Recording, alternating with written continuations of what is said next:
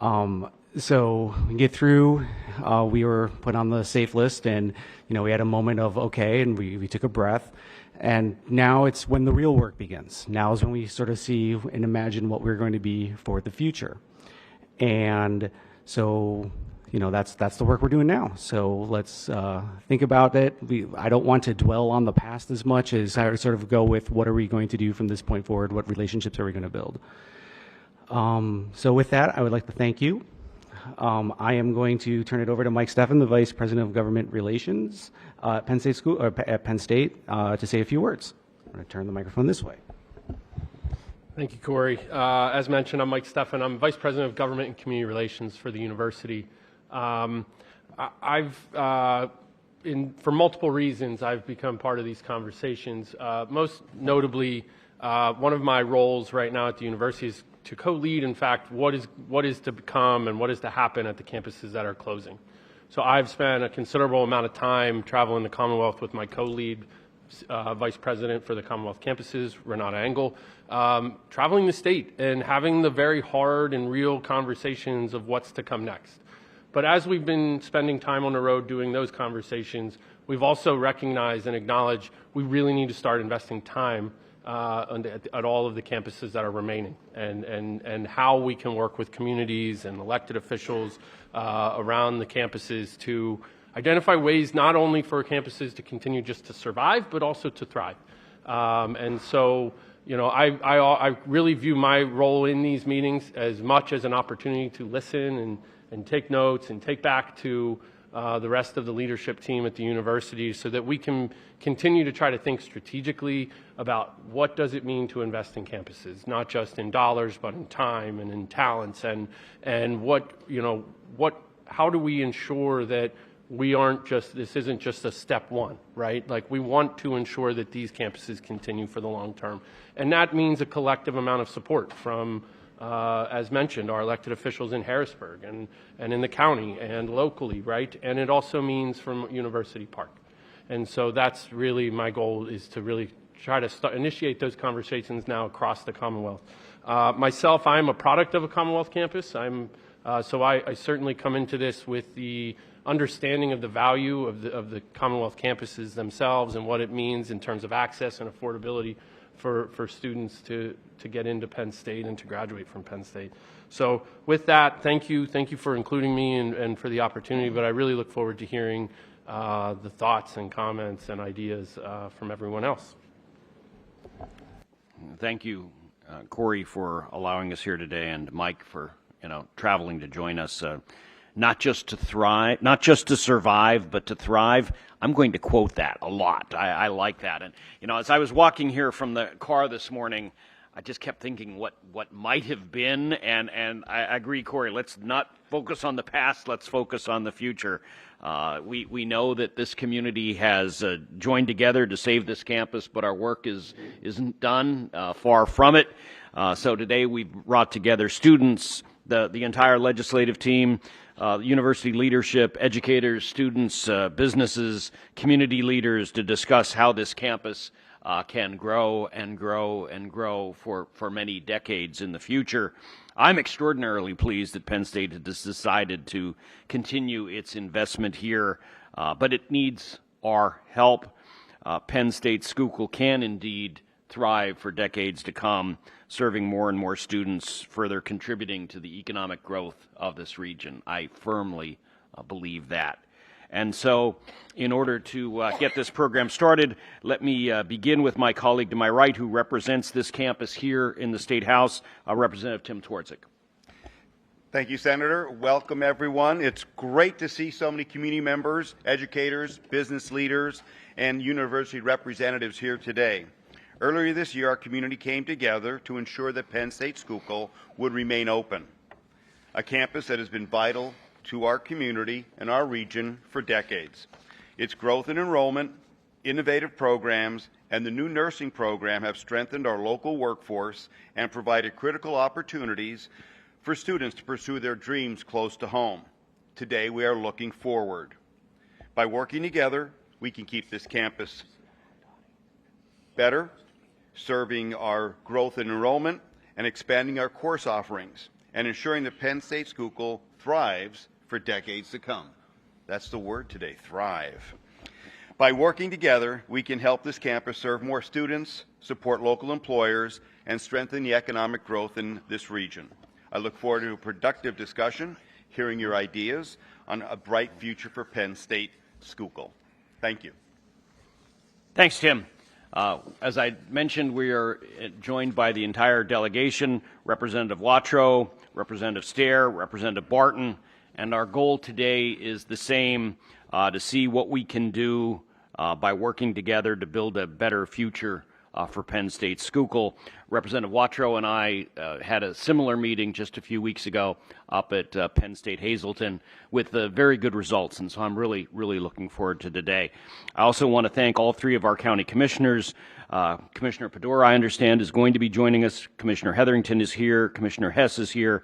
We're also expecting Evelyn Dottie from Congressman Muser's office. And so let's begin with Bob Corll, the chair of the Penn State Schuylkill Advisory Board. Bob, you're on. Thank you, Senator. Good morning, members of the Pennsylvania State Legislature, advisory board members, our county commissioners, co-op board members, faculty, students, community organization leaders, and board members, members of the public, and members of the media. It's my sincere honor and privilege to greet you on behalf of the Penn State Schuylkill Advisory Board this morning, 42 members strong, and our 8 ex officio members, including our state legislators and our county commissioners. A very special welcome to the Penn State University Park administrative officials who have traveled to be here today. The announcement in May of 2025 that Penn State Schuylkill campus would continue as one of Penn State University's Commonwealth campuses was met with sincere gratitude, but also with recognition of the serious obligation it represents. For many of us who have been associated with this campus literally for decades, in business, nonprofit, and personal capacities, there was never any doubt about the viability of Penn State Schuylkill, the regional value it brings to our students who have benefited from a Penn State education for more than 90 years, and the economic and workforce development advantages this campus contributes to the greater Schuylkill County region. Nevertheless, we approach this opportunity with the very seriousness it deserves. It is often said that sometimes we must come face to face with the possibility of losing something before we truly appreciate it. The recent review process of Penn State Schuylkill's status has brought that reality into sharp focus for all of us. While I woke up this morning knowing that Penn State Schuylkill would remain a vital educational presence here in Schuylkill County, many of my colleagues representing other Commonwealth campus advisory boards and chambers of commerce across Pennsylvania did not awaken to that same sense of relief and gratitude. I know these colleagues very well from years of professional experience, and I understand the emotions they are facing related to the loss of students, loss of faculty and staff, loss of economic impact, and loss of workforce development opportunities. For those community leaders and their students, today's mission is very different as they prepare to wind down their campuses and face the inevitable consequences for their students, their faculty, and their communities. As such, my sincerest gratitude to our community leaders, all the community organizations, businesses, nonprofits, and all the concerned citizens they represent for assisting us in the advocacy and compelling arguments made to Penn State University's Analysis Committee and ultimately to the Penn State Board of Trustees to preserve this campus and all the benefits it provides for our students and the greater community. I would be remiss if I did not personally thank Chancellor Corey Scherer, his administrative assistant Teresa Holman, past advisory board president and counsel attorney Rick Wiest, and my chamber colleague and executive vice president of the chamber, Samantha Shavinsky, for their tireless efforts helping me and the advisory board in the campaign advocacy saving Penn State Schuylkill. I share this to remind us of the charge before us today, our responsibility to move forward with strategic focus and a spirit of collaboration and partnership between the university and this exceptional community. It is our collective duty to participate actively in shaping the future of Penn State Schuylkill and to embrace the tremendous opportunities it offers to our students, future students, their families, to our faculty and staff, to those who access the campus today and in the future, and to the business and nonprofit communities that benefit from the university's presence in Schuylkill County. Key elements of this work will include a thorough programmatic analysis of the majors offered here in collaboration with Penn State University officials to ensure that course offerings, majors, and degree programs align with the landscape of the business and nonprofit job opportunities in our region. In today's world, higher education is about more than earning a degree. It's about forging a career pathway that leads to meaningful, employable futures. To achieve that, we must strengthen relationships with our 12 public school districts, 2 Catholic school districts, and 1 charter school, all of which have students who can benefit greatly from the educational and economic opportunities provided by Penn State Schuylkill. Community leadership through the Penn State Advisory Board and the collaborative spirit that made the Penn State Schuylkill Co-op program not only a local success, but a model replicated across the entire Penn State system will remain essential. Organizations like the Schuylkill Chamber of Commerce, the Schuylkill Economic Development Corporation, and the Northeast Pennsylvania Manufacturers and Employers Association, working with all the business and nonprofit organizations they represent, many speaking here today as part of this strategic outreach endeavor, will lead the way in continuing the commitment this community has always had for Penn State Schuylkill. When combined with ongoing philanthropic support offered in any form and at any level, these efforts create the foundations of tomorrow's success, transforming today's dreams into tomorrow's realities. I am quite confident that we have the passion and the commitment necessary to meet this charge. We have already demonstrated it through our collaboration and partnership in defending this great asset, Penn State Schuylkill. Now, as we celebrate more than 90 years of excellence and continued growth, we owe it to our campus, our students, our faculty, and our staff, and our community to set the sails for a bright and enduring future. I look forward to working with all of you at Penn State Schuylkill and for the bright future this campus so clearly deserves. Thank you for caring and for joining us on this important journey together. I remain, we are. We're going to be hearing that more. You get time to practice. Thanks, Bob. Thanks for all of your many efforts in the last, not just the last few months, but especially in the last few months. It's time for us to turn to our next panel. Zachary Fisher is the president of the Student Government Association here. A.J. Serrano and Carter Strauss join him as very active students. Dr. Nicole Andel is the associate teaching professor. Dr. Michael Cardamone, professor emeritus here at Penn State Schuylkill.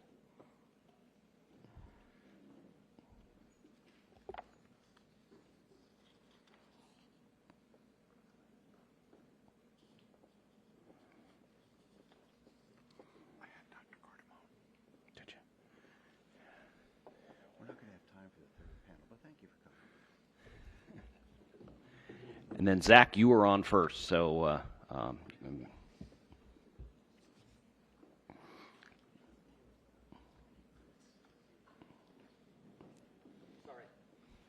small friend.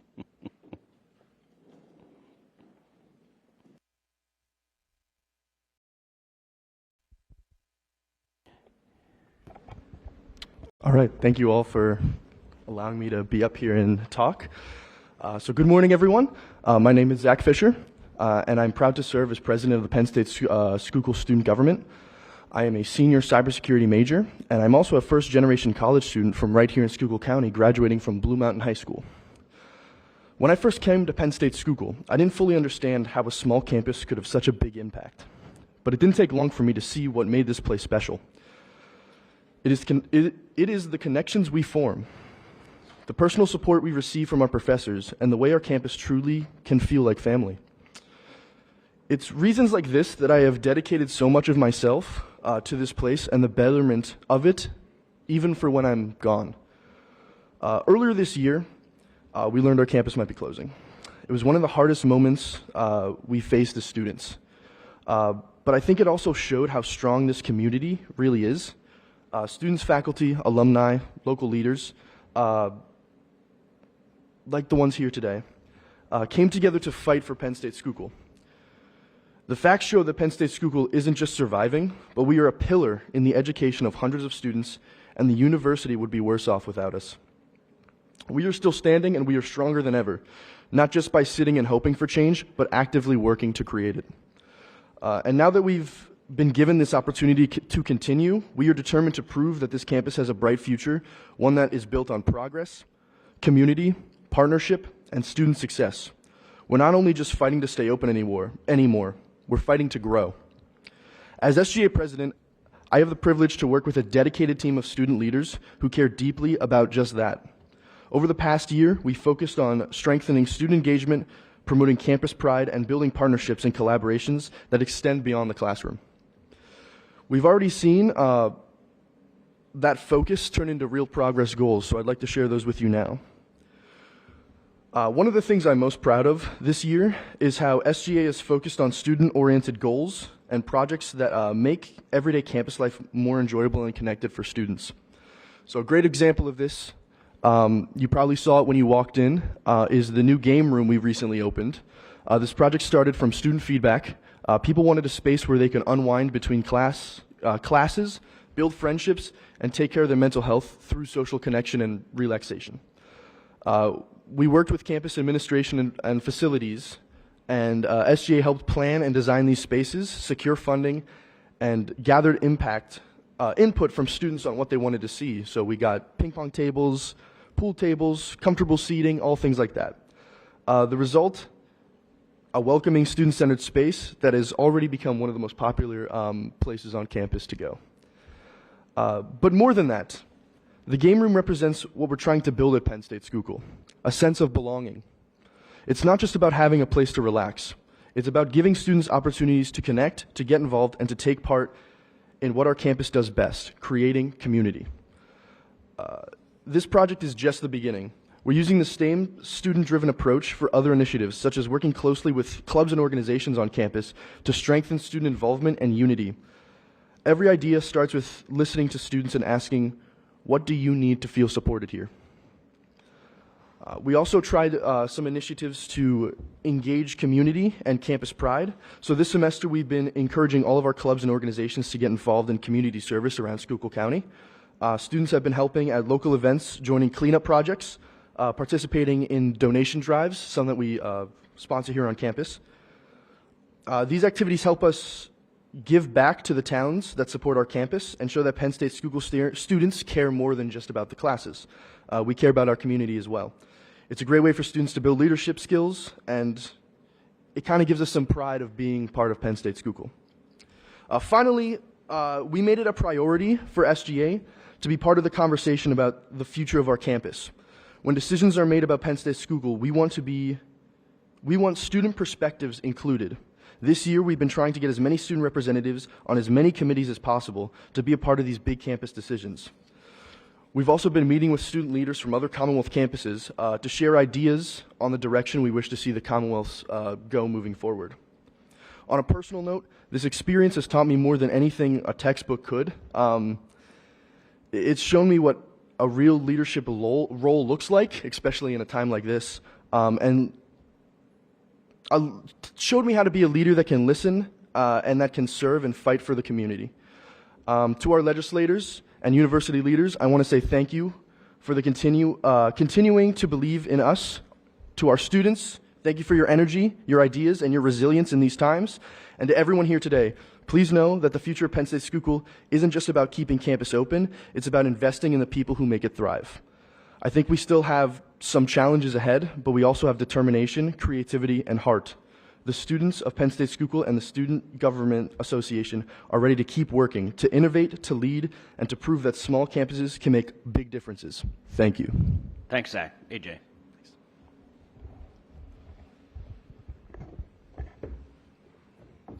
Good morning, everyone. I hope you're all doing well. My name is AJ Serrano. I'm a third-year student here at Penn State Schuylkill. I major in business management and marketing. I also minor in corporate communication, as well as pursuing a certificate in sports administration. I'm also the president of Pennsylvania FBLA Collegiate, also known as Future Business Leaders of America. It is a statewide organization featuring over 20 colleges to enhance students' learning in business education. I'm also the president of Penn State Schuylkill's FBLA chapter as well. In the past, recently, we've had some big challenges, of course. Going through the news of a closure and many campuses closing within the university as a whole is definitely news that came to all of us as a surprise, whether you're a legislator, student, alumni here. There's so many things that come with that news that you don't know what to think, right? At Penn State Schuylkill, we wanted to move forward. The word of the day, we wanted to thrive. So what we wanted to do as students, as alumni, faculty, we all came together. We faced those challenges head on, worked hard, and we got through it. After a couple of months, we got the great news that we were going to stay open, but that is only the start, as has been mentioned already. We need to work forward, or we need to continue to move forward, work hard, and see how we can advance as a university and as a community together. So one of those things that you kind of consider as a student here on campus is you get your degree. You have 4 years of education, experience in extracurriculars and different activities on this campus, and even out in the community. You get involved, maybe you have internships. What do you do when you move forward and you graduate from the university? One of those things that creates good experience for our students is a co-op program. This is a program that has been evaluated over time and continues to thrive on this campus. Even when the final recommendations were published by the university, one of the things that they noted about keeping our campus open was co-op. It was directly cited in the final recommendations about our campus and whether it should stay open or not. So the program has been very vital, and university leadership all across the Commonwealth has noticed that. So as a student, it's a program that you can utilize to get real world experience. Through the program, you could get internships with local businesses, engage with the local community, meet leaders, get involved with different opportunities, and it teaches you those skills that you might not get in a classroom. That co-op program has currently had 30 students within it, and they do a mid-semester review during that program to say, hey, do you like this program? Is there any feedback that you have on it? Do you plan to continue with the program? One student out of those 30 has said no. So throughout that time, we've had a very strong retention. Those students are having those in-demand skills taught to them. They're getting internships. They're getting real work experience in the community. And because of that, they're going to be able to go and thrive in the community, whether it be Schuylkill County, hopefully they stay local, or any place other. It really proves the education, the skills that have been taught here at this campus, and the potential that we have for the future. There's many in-demand programs, many majors, such as the nursing program has been very popular for many students here on this campus. It has a wait list. There's students that come from University Park to get to this program and keep themselves involved. But there's so many reasons surrounding Penn State Schuylkill that show why we have been able to get through this challenge and how we look forward into the future. Like I said, we have great programs that are definitely vital to the community that have to be crucial to our future. We want to make sure co-op is a big part of that. We want to make sure those students get the real-world experience. In an especially challenging job market that is happening right now, this is incredibly vital to our students for the future. We want to make sure that we have majors that are very valuable to all of these students here on campus.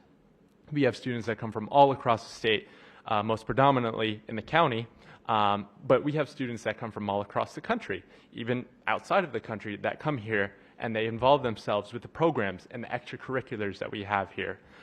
So it's important to keep in mind that we evaluate those programs, make sure they're working, consider what can be added or even removed if things aren't working. So it's definitely important to consider that feedback from us students alike, legislators, community, alumni, all of us here today, to make sure that we are thriving as a campus and make Schuylkill County proud as a whole. Thank you. Thanks, AJ. Carter. Hello, everyone.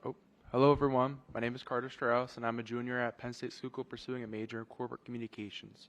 A little background about what I do here is I'm actively engaging in campus life through my involvement in several organizations, including the Future Business Leaders of America Blue and White Society, Lion Ambassadors, the Student Government Association, and the president and founding member of the Sports Club.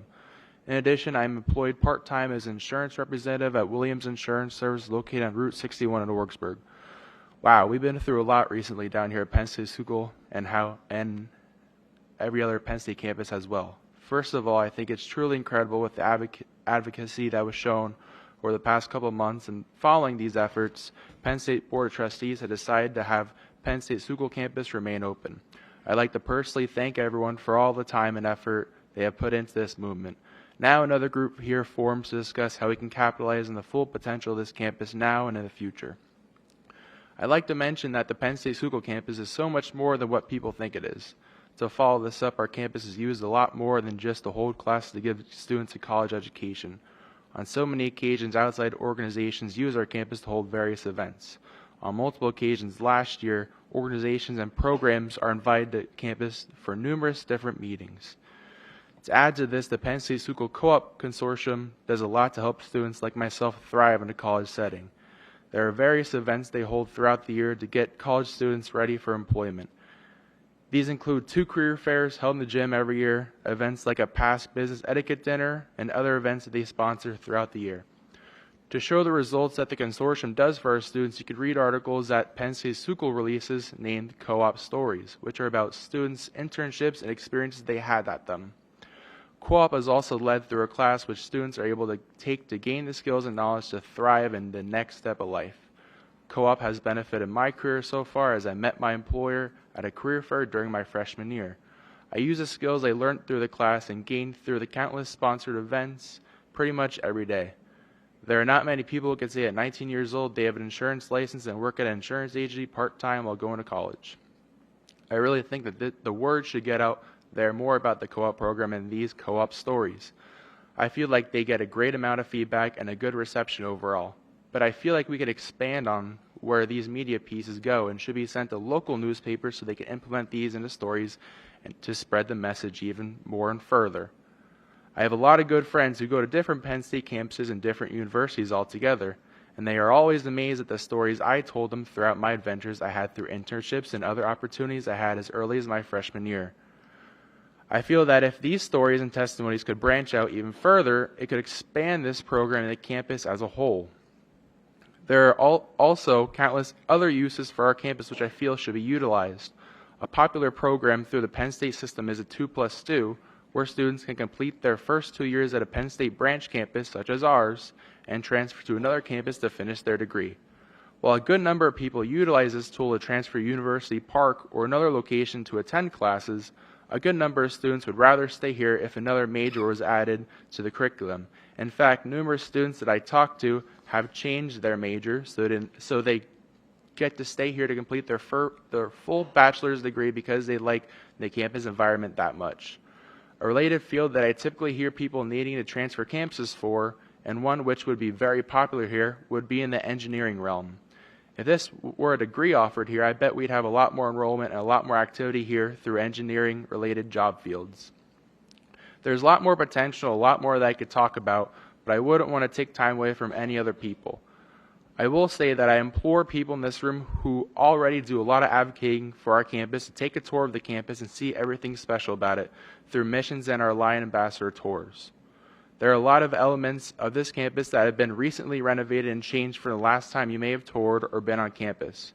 Through this, you can see all the updated facilities, apartments, and the game room, which has been a hot commodity among students, and use this in further advocating that is done for Penn State Schuylkill and Penn State as a whole.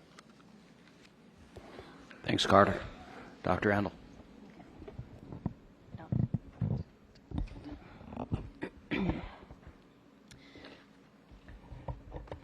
This over a little bit. Okay. I have been asked today as a faculty member to speak about the future of Penn State Schuylkill. I kind of wondered why they asked me, but my Schuylkill County roots do go very deep, and I mean literally. Both of my grandfathers were deep coal miners with 9 and 10 years underground, respectively. But I think it's more than that.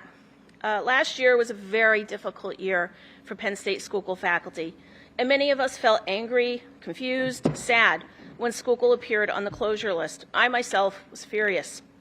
You don't feel angry or sad about things you don't care about. 25 years in, and I still care deeply about the future of Penn State Schuylkill. I think it is a bright one indeed, and I could not see any reason why anyone would think otherwise. Seth told me to keep it bright and positive, so here goes. I want to thank those who stand beside us, whether they cheer us on loudly or silently work to create opportunities for our students. After all, the faculty is here to prepare the students to seize those opportunities that you create for them. We are with them at the beginning of their academic journey, and in aggregate, we are the ones who confer degrees at graduation upon the students. Yeah, we do that. The faculty, we agree they have met all the requirements. We agree that they have grown sufficiently.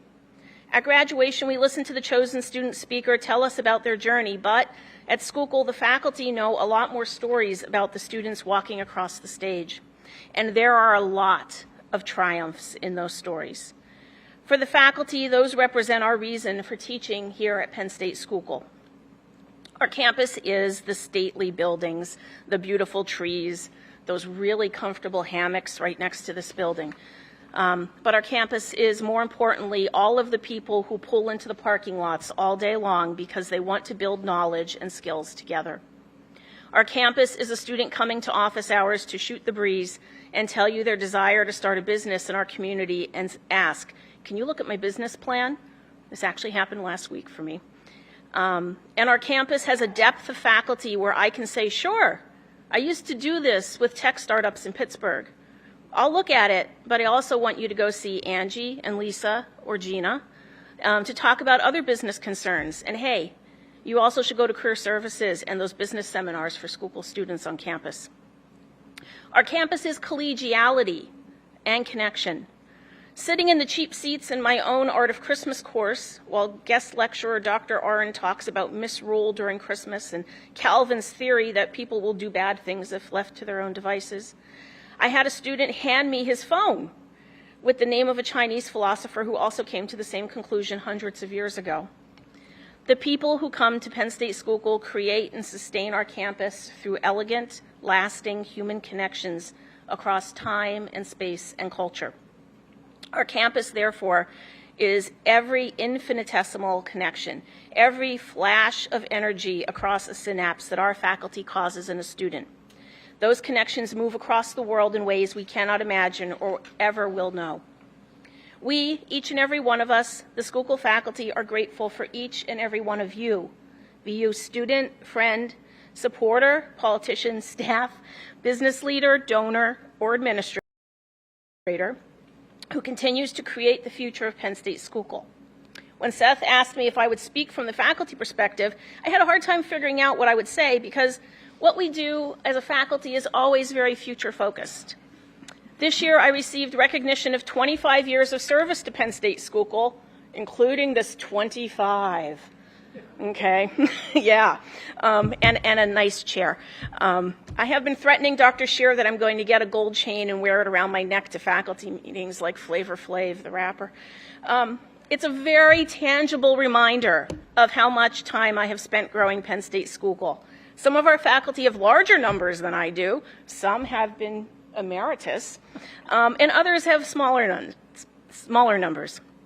Of all the tangible and intangible benefits we provide the students, the faculty, newer, older, and everyone in between, do these things as a community with deep living and growing roots. I don't think many people outside academia know this, but we call our resume a CV, the curriculum vitae, which translates from Latin, the life of our study. And we call it that because the life of our study breathes and grows.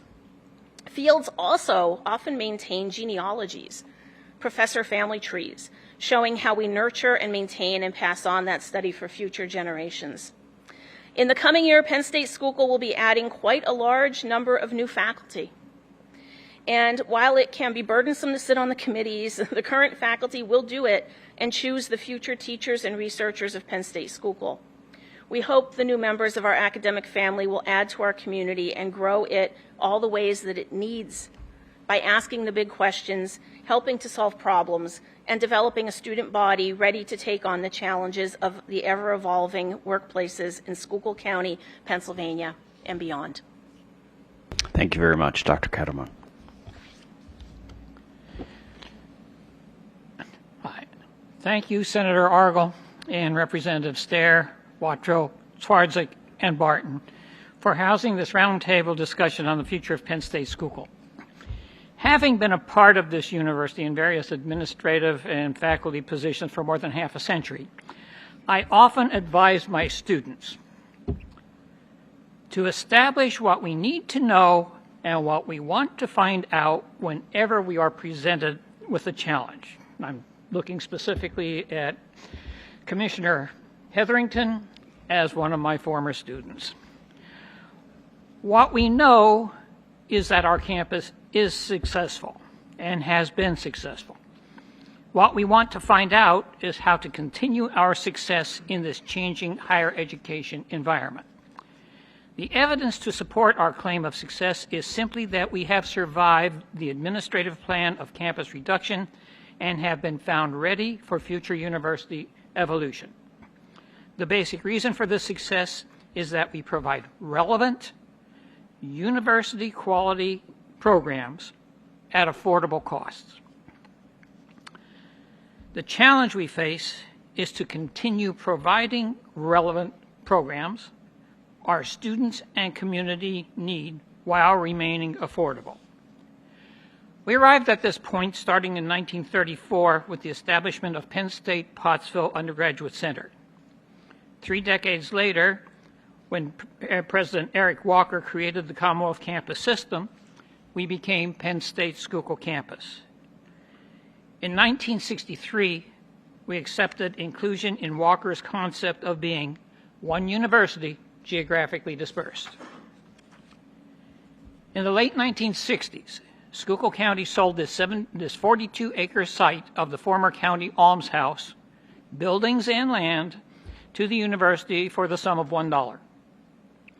The university then invested a bit more than $500,000, about $5 million in today's money, to create a real, though primitive, university campus, consisting of the administration building, the maintenance building, and the classroom building on this side of Route 61. The classroom building was more than just classrooms. It was all of our laboratories, classrooms, the library, and the student lounge in the basements. Across the highway was the converted anthracite research laboratory we used as our women's dorm, and a large garage we fondly called our field house. The first new campus building was the current Health and Wellness Building, which originally was called the Multipurpose Building. This new building was completely funded by the state and was built by the General State Authority. As the campus evolved, we built or renovated all the buildings we currently use. Each building represented the public-private partnership that was essential for our development. The Student Community Center we are in today originally cost about $1.3 million, split evenly between locally raised funds and university contribution. The residence halls, now owned by the university, were built at some significant financial risk by the Campus Advisory Board. Our most recent building upgrades include the modernization of the classroom building with the inclusion of the nursing suite and the refurbishment of the classrooms and laboratories. Also, we modernized the Student Community Center to make it more attractive and accommodating. Since our arrival at this location, our campus has evolved from that primitive facility into a state-of-the-art educational complex. This entire progress was accomplished with the cooperation and support of state, local, and university contributors. We know we have an excellent educational facility. While the campus was growing physically, we offered academic programs that met the needs of our students, whether they were associate degrees in engineering or radiologic technology, or lower division baccalaureate courses which allowed our students to remain local for 2 years before moving to University Park for completion. With the reorganization of 1997, we were able to offer several completable baccalaureate degrees at our campus. Today, we offer a spectrum of programs designed to meet student needs. Our successful co-op program is the model for the university. We know we provide higher education that meets the students' needs. The university is currently in the process of reviewing all its program offerings with the goal of assuring that a correct mix of academic programs and degrees is available throughout the Commonwealth campus environment. This review could result in changes of our local offerings. The review results are to be made public during this academic year. 50 years ago, the vast majority of the university's education budget was funded by Commonwealth appropriation. Today, most of this budget is funded by student tuition. It is unrealistic to hope the current situation will return to the original model. We can meet this challenge with a three-pronged approach. First, the university can continue applying differential tuition for Commonwealth campuses. Secondly, we can diligently seek scholarship donors for campus students. Finally, we can urge our legislators to examine creative ways in which the state appropriation may be used in a way to decrease the burden of those students who choose to study at a Commonwealth campus.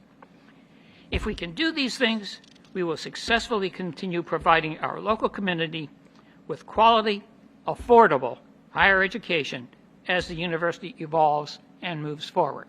Thank you. Thanks, Mike. I think as a result of the meeting that Representative Watrow and I held at Hazleton, someone actually, a major donor, has come forward with a similar scholarship program like you suggested. And so you always wonder, what comes out of these meetings? And so we have one tangible measurement there already. Dr. Endel, I'm curious, you talked about adding new faculty. Is it more or less than usual? You kind of highlighted that in your testimony, and I'm curious as to learn more. I'm not the best person to speak on this. Dr. Shearer would be, but we'll get him at the end. Yeah. Okay, thanks.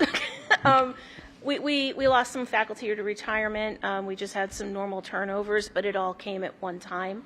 And so this is going to represent a unique opportunity for us as we refocus our programs to add what we need and seek out newer. Doesn't mean younger faculty, but it's all of the things that they bring from their own work experience, especially for the STEM faculty.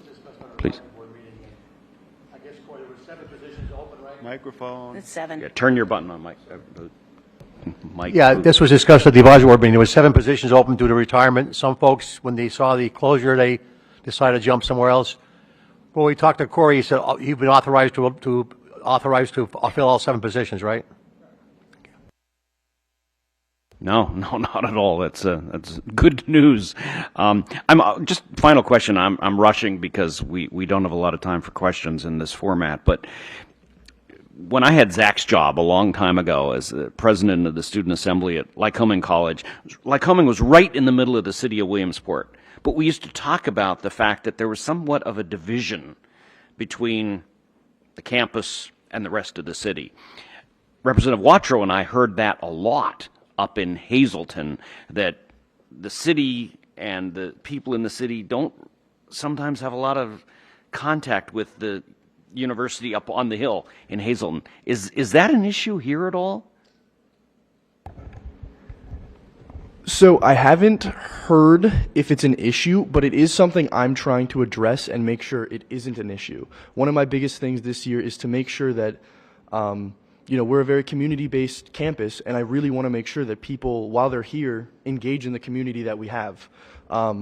So there are a couple things that me and my team and executive members are working on right now to try and bridge any gap there might be between the community and our school. Anyone else want to weigh in on that one?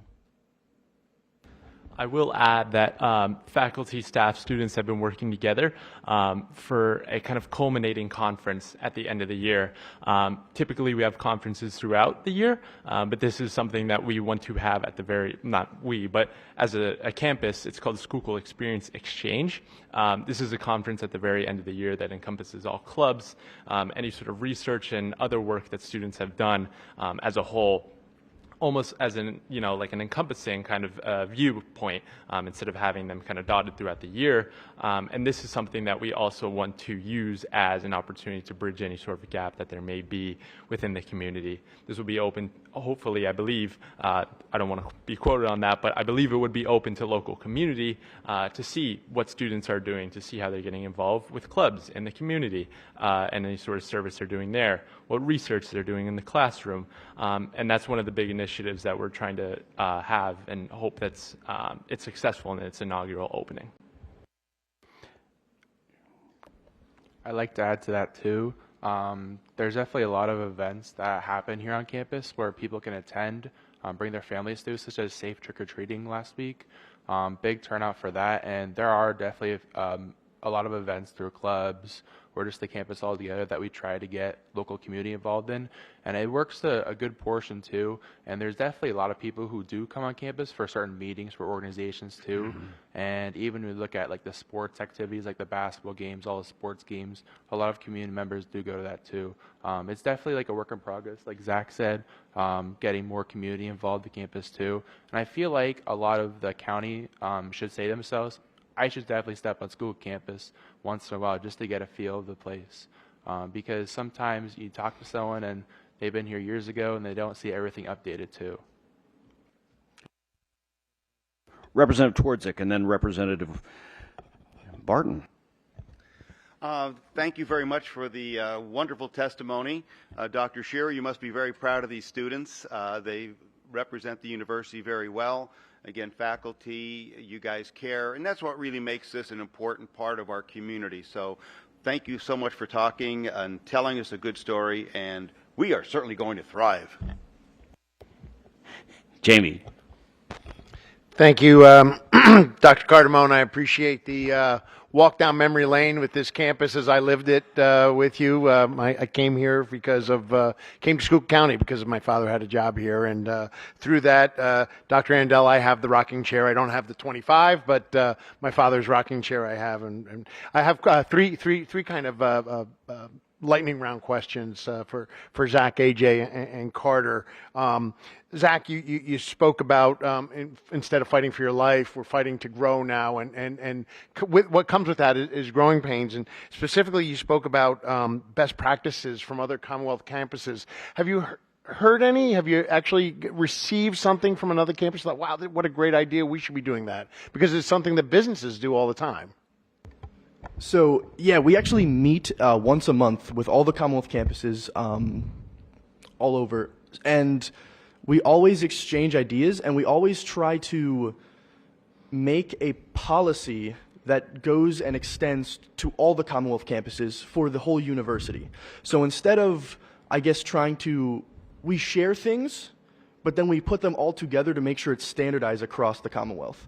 Right now, I'm focusing a lot on sustainability stuff that we could be focused on. So we talked a lot about energy audits, making sure we're using power efficiently. So everyone can bring their ideas from their campuses and things that they do well, and we all kind of can pick up from those things and bring them back here. So Good. Thank you. And AJ, you spoke about the co-op program, but having majors that are viable. Have you found? I think likewise, we need to probably eliminate majors that aren't viable. Are you able to share any of your findings there, or Yeah, definitely. So like I kind of mentioned, nursing has always been kind of one of the strongest Right. programs here on this campus, and you've seen it through, all the experience that these students have. Their passing rates on all of these exams are very strong compared to some of the local schools in the area. There's always popular in-demand majors like business and things of that nature, but I think what adds on to that is the extracurriculars and the involvement that we offer to students as well. Again, the co-op program is so vital. It's issued as a class on top of your programming, whether you're psychology, a nursing, a business student. But I think being involved in those type of events or those type of programs as well, super crucial to you and your education as a student. There's definitely some things that can be added, and we can, kind of determine as a whole and see what the environment in Pennsylvania is like for other colleges. But I think right now it's definitely important to consider some of the extracurriculars and the involvement students can get beyond those majors as well.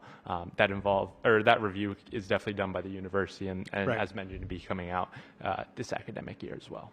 I think it's important when you can share those findings with the university, that the university will be welcoming to any of that. And lastly, Carter, you spoke of and congratulations on being running a business as an insurance agent while you're going to school. I don't know too many people that do that anywhere. So God bless you, man, and keep up the great work. But you spoke about two things: spreading the message to local newspapers, and I think newspapers are, and the newspapers probably here, so don't get mad at me. But it's kind of a dying thing. Now, I still read the newspaper, but I do it online.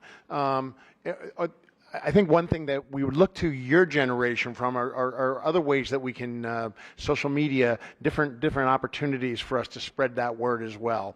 And then the last piece, I just want to so please I encourage you and all your classmates to look at other ways other than just our typical, but the new ways that you are learning and spreading the word through social media as well. Engineering is what you spoke of, and you're right on with that, because we see data centers popping up all over the place, and they're grabbing what I'm hearing is all the good engineers are going to these data. They're great paying jobs, and they can't get enough engineers here in Pennsylvania. So that's more of a comment, but you're dead on with that as well. Thank you all. Thank you. That was very valuable to all of you. You gave us a lot of information to follow up on. And Mike, I was chuckling when you were talking about the historical growth of this campus. The first bill I ever worked on that became law, first bill I ever worked on was to build the library at the end. It was also the first bill I ever had that was vetoed, and we had to go back and do it a second time, but we got it done. It was done, and was done with the help of the state. That was the last portion that made that building possible. Yeah, I still have scars from that one, but I feel good every time I see it. Thank you all. Yeah. Our next panel. We've heard a lot about co-ops. We're now about to hear a lot more detail. Joe Guerra is the vice chair of the Penn State Schuylkill Co-op National Advisory Council, and John Hart is another member of the Penn State Schuylkill Co-op National Advisory Council. And Joe, you're up first.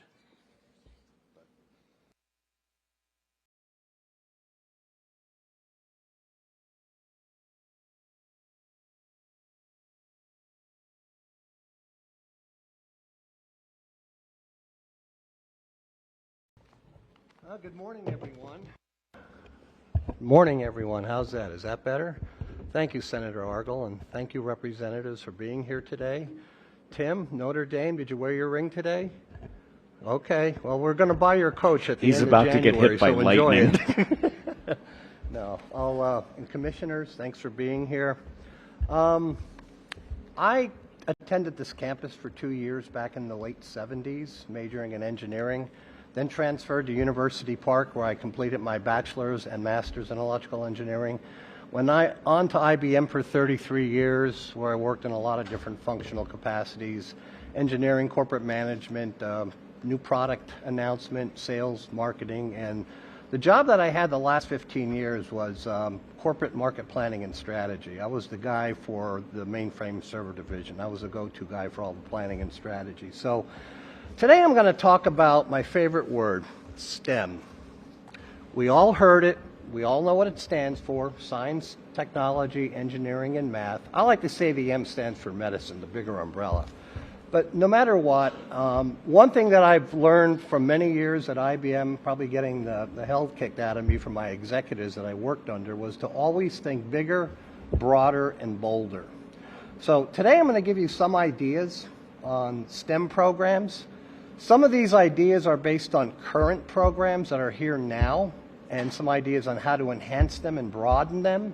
Some of them are going to be some new ideas on possibly new programs to bring into it. So a couple data points first. BLS, Bureau of Labor and Statistics, they just updated all their data in July, and they do 10-year outlooks. Job growth rates for STEM-based jobs, and STEM is a very broad category. It's a little over 8% growth over the next 10 years. Compare that to non-STEM jobs, which is about 2.7%. So the opportunity is certainly there in terms of growth. Salaries, the average STEM salary right now is $102,000. And I think that's understated, because the way they did this analysis is it was actually based on year-end 2023 data. So that number is actually higher. Non-STEM is about $47,000. So it's about 2.2x higher. So, and I think the biggest misconception about STEM is you need a 4-year degree. Well, in many cases you do. In a lot of cases you don't. I'll give you an example in IBM.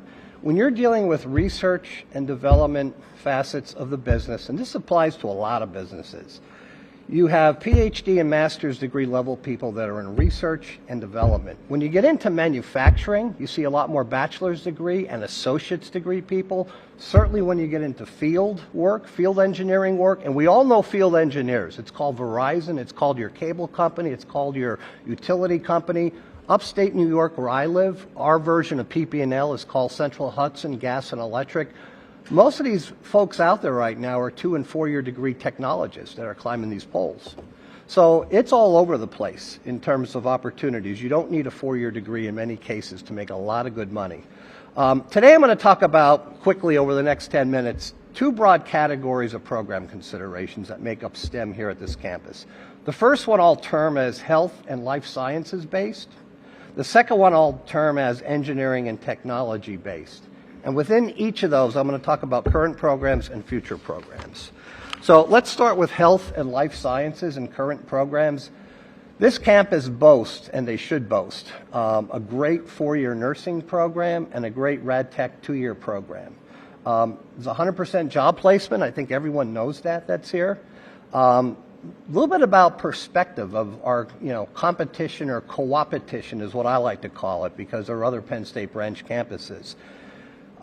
Before the announcement of which campuses were closing, we had 10 campuses across the state within the Penn State system that offered nursing. That's going to 6 very shortly. We're going to lose Fayette, Mont Alto, New Kensington, and Shenango.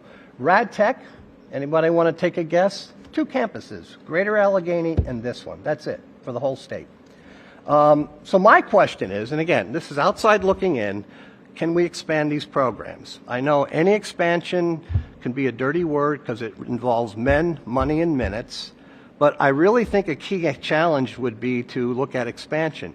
And I'm guessing probably in the case of nursing and RadTech, clinical limitations is probably the biggest bottleneck, because you can't go from 12 students on a nursing floor, on a hospital floor, to 24 overnight. But I would just say you have to think bigger and broader. Maybe new alliances, new healthcare system alliances, and not necessarily the ones that are in the local 3-4 county area. You may need to think above and beyond that. Maybe incentive the students. Some of these campuses that I just mentioned that are closing, they happen to all be Western based except for Mont Alto.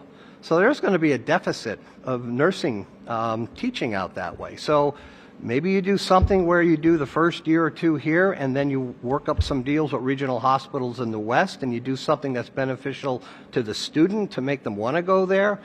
Again, I'm just throwing out some off the cuff ideas. You got to think bigger and broader and deeper. Health sciences, new program considerations. There's 4 of them that I have here. The first one is physical therapy assistant program, associate's level. Average salary right now, based on BLS data, is $60,000 a year. 16% growth rate over the next 10 years. Right now, there's 4 campuses across the system that offer this. And by the way, 3 of them are closing. The only one that's going to have physical therapy assistant in the whole state of Pennsylvania will be Hazleton. Next one, occupational therapy assistant program. Again, associate's level. Average salary, $66,000 a year, 18% growth rate over the next 10 years. By the way, we only have 3 campuses that offer it right now, and 2 of them are closing. The only one that's going to be left standing is Berks with an OT program. Now, the next 2, and I think this fits in with so much of the work that Senator Argel has driven with the Temple, Tamaqua rural program. Did I get that right? I live upstate New York, so I do read a lot of your stuff, but I may not be up on all of it. Dental assistants and dental hygienists. Dental assistant program. It could be a certificate level or associate's level. The average is $47,000 a year, and that's about a 6% growth rate. What other campuses offer that in the state? None of them. 0. Dental hygienist program. You could go associate's degree on this. Average salary is $94,000 a year, and that's a 7% growth rate over 10 years. The only campus that offers this in terms of your co-opetition is the Penn College of Technology. So both of these programs, like I said, maybe some alliance could be done with the Tamaqua program, because capital outlay, I get it, is a big part of these programs with on-hand training, but maybe a lot of the coursework could be done here, and the practicum, if you will, could be done through the new alliance and through the Temple Alliance. So again, some ideas. I'm going to move on now to engineering and technology, our current programs. Another great program we have here is the 4-year IST program, and it's really flourished over the last several years. I guess my question would be, why not a 2-year program? We have 7 other branch campuses that have 2-year IST programs. A lot of kids don't want to go 4 years. A lot of parents can't afford 4 years. So the IST 2-year program has gotten to be very popular. And 7 of the 12 campuses, of all the campuses that offer it right now, there are 12 that's going to be going to 7 very shortly. Engineering programs, this is where my heart is. 2+2 is a goal. Little footnote. One of the I sit on the College of Engineering board at University Park, so I see about 12 different departments on what's going on, and I also am vice chair for the electrical engineering department up there, and I get to see a lot of neat stuff. And the one thing all the campuses are doing right now, and even more so since they announced the closing, is really, really, really pushing 2+2 engineering programs, so that kids can go to the campus for the first 2 years, matriculate for the last couple years up there. Now, in some cases, depending upon campuses, you can't take all 2 years at a local branch campuses. The courses become a little bit more sophisticated by your 4th semester.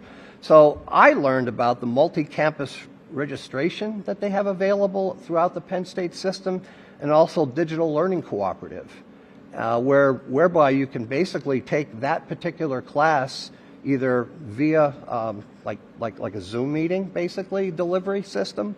And in some cases, like Hazleton offers a few electrical engineering courses that aren't offered here.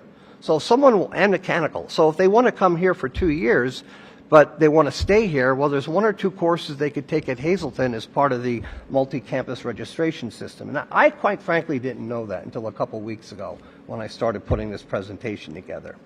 So what I'd like to see is a lot more push on engineering down here. Now, I looked at our base 14 high schools that make up Penn State campus's primary recruiting circle, and there's about 1,450 students that'll be graduating this year. If you look at statistics over the last couple of years for our county, 55% of them go on to college. And if you look at national statistics, 11% of those that attend college go into engineering. So when you go through that math, it's about 80 students we have as a ripe opportunity that should be looking at engineering. And I think the data that I saw, we have about 15 right now. So I think, you know, admissions works really hard at this campus. It's understaffed. They do a lot. They work long hours. They do a lot of hard work. But I think we really need to do a lot more marketing when it comes to some of these STEM degrees. New programs. Now, as I said, there are a lot of associate degree level programs out there, and I'm going to read off a few. It doesn't mean I'm suggesting we do all of them here by no stretch. I'm saying we should do a careful inspection of our portfolio, look at what we could afford to do. The one thing I learned, I didn't know we had a surveying program at Penn State, and there's only one campus that has that, Wilkes-Barre, and they're closing. I've been working with the career services people on some of the campuses as part of this engineering board I sit on. And I didn't realize that they had a company come to the surveying professors last year, and they said, we want to hire all your surveyors. And they said, well, they're still in school. They have another year left. They said, we will give them a full year's salary for 3 months worth of work. They cannot get enough of surveyors. So, and when I talked to the career services director, who's responsible for now Wilkes-Barre and Hazleton, she said, no one's picked up this program. No one. So, I mean, there may be opportunity right there. And surveying is growing. I think that's a 6 or 7% growth rate over 10 years. So it's not a failing program. There are a couple engineering technology programs. One is a base engineering technology program, associate's level. There's 4 campuses that only offer that. 3 are closing. And the only one that's going to offer an associate's in engineering technology is going to be Erie. Electrical engineering technology. Again, associate's level program, there's only 2 campuses that offer that, and they're both closing. So as of the end of next year, no one's going to be offering electrical engineering technology, and yet these people are utilized by communication company, semiconductor companies, electronic companies, the list goes on. Hazleton is the only campus in the system that has a 4-year alternative energy and power program. Now, I'm not suggesting we compete 24 miles away and do the same thing, but there may be an opportunity to come up with a 2-year associate's program because, like I said, a lot of utility companies hire folks like that. And the other hot degree is biomedical engineering technology. These are the people that go to your medical offices and fix the equipment. And there is a big need for them. There's only one campus in all of Penn State that has it, and that's Greater Allegheny. And one program that I think you're going to see campuses develop in time will be artificial intelligence. Our College of Electrical Engineering, we just announced in August the first bachelor's degree in AI engineering as part of the electrical engineering umbrella. There are very few colleges, universities throughout the nation that have a program like this. It's different than the IST program they offer up there. I know Greater Valley has what they call a master's degree in AI. Those are usability and applicability programs. They're not the kind of AI programs where you build the AI systems. I guess in closing, some remarks. I talked about possibly new products, new programs. I think we need to change how we go about some of this stuff, or at least look at different ways. Rules of engagement, which I think John's going to get into some of this, but you know, there's going to be less campuses around.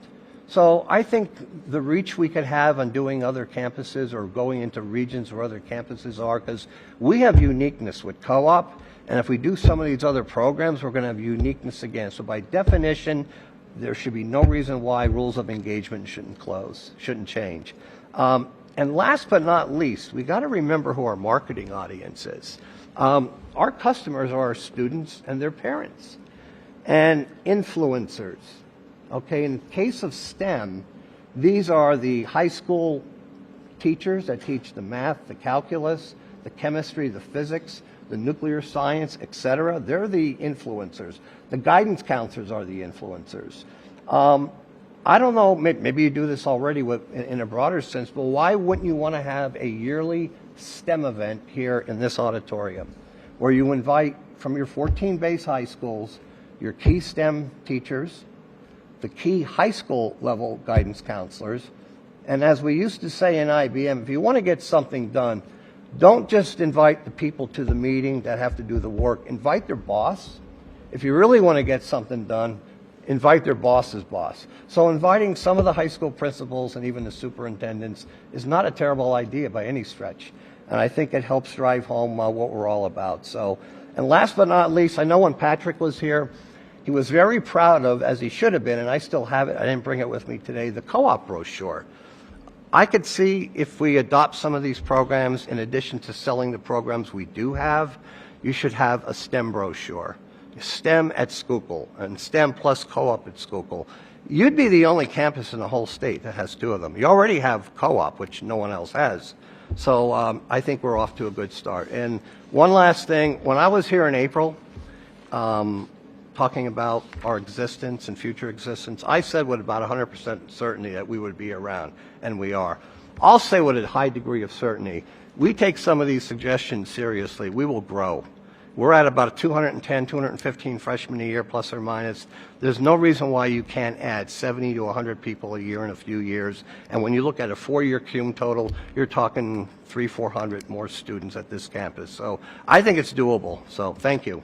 Thanks, Joe. You really did your homework here. John, Mr. Hart. Good morning, everyone. Joe, I understand why there's only two of us up here, because we're old and we talk a lot.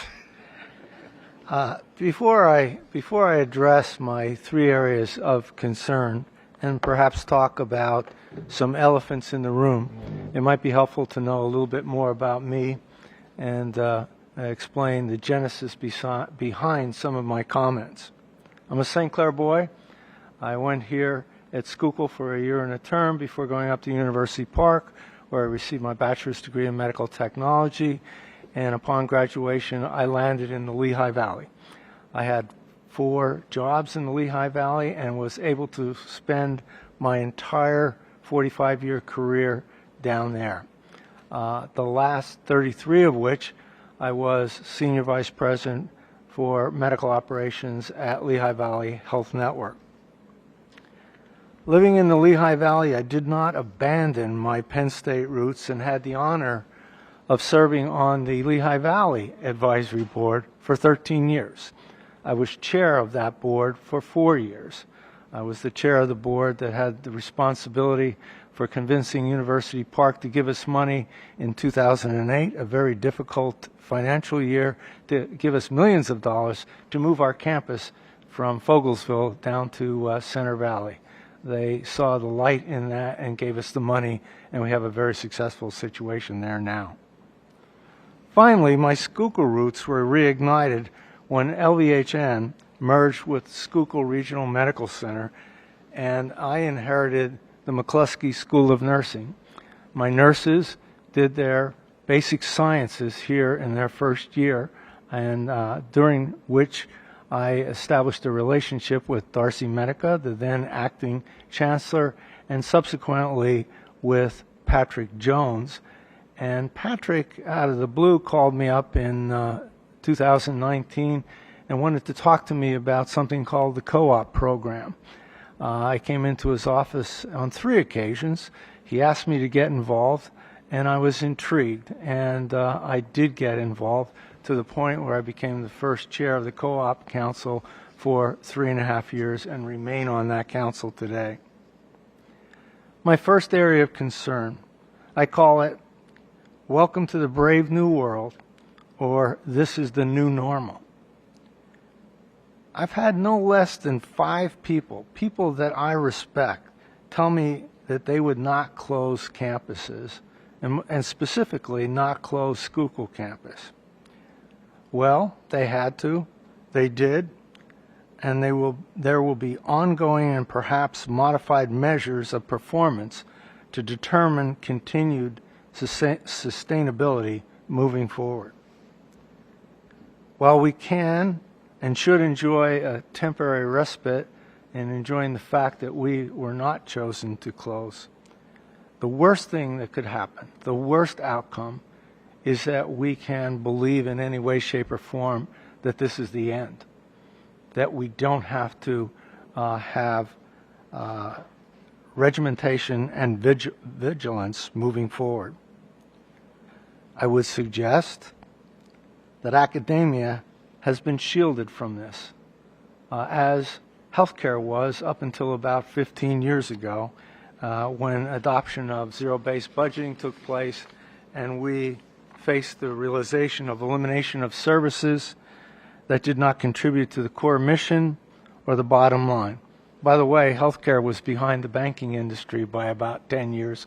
They were already up and running faster as far as competition. In my mind, Schuylkill is an anomaly. There are unfavorable demographics compared to other campuses throughout the Commonwealth. We are also an anomaly in that we are the only campus to have continued growth in each year for the 5 years in a row. So how did that happen? Well, I have an interesting theory on the first point, and that is people in Schuylkill County see this campus as their school. It doesn't matter whether their kids went here, they went here, whatever. They see this as their school and a type of ownership with it. Much different than the Lehigh Valley, where there are 6 four-year programs and 2 very strong community colleges. Nobody down there says, that's my school, unless they went to it. But up here, people say, Schuylkill campus is my school, especially during this last year and a half. The second ingredient for success has been the support of industries, companies, and school districts for this campus. When Chancellor Jones talked to me about taking on the job of the co-op council, the thing that amazed me the most were the then 80 industries that agreed to take our students in the co-op program. There's over 100 now. There are 2,774 businesses in Schuylkill County. There are 18,000 in the greater Lehigh Valley. The chancellor of Penn State Lehigh Valley would have a hard time getting 100 companies willing to take their students. That is community commitment in my mind. Some congratulations to my brother-in-law, Bob Carl, for the chamber in helping fertilize that commitment. And last, but certainly not least, the support and promotion of our elected representatives. Make no mistake, their lobbying went a long way in helping keeping Schuylkill open. Thank you. The co-op program.